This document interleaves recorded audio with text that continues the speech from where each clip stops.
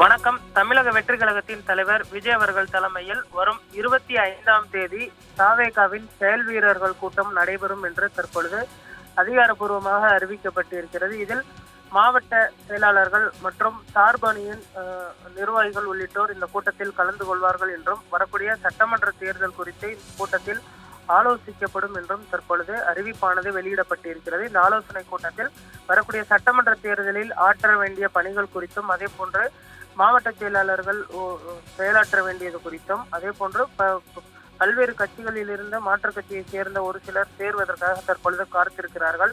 அது குறித்தும் ஆலோசிக்கப்பட இருக்கிறது. அது மட்டுமல்லாது தமிழக வெற்றி கழகத்தின் தலைவர் விஜய் அவர்களுடைய தமிழக சுற்றுப்பயணம் குறித்தும் இந்த கூட்டத்தில் ஆலோசிக்கப்பட இருப்பதாக தகவல் வெளியாகி இருக்கிறது.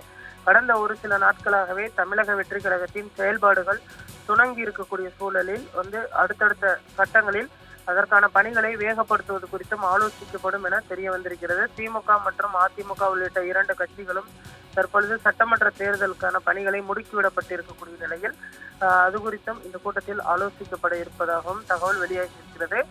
கடந்த ஈரோடு கூட்டத்திற்கு பின்பு முதன்முறையாக விஜய் அவர்கள் இந்த கூட்டத்தில் கலந்து கொள்ள இருக்கிறார்.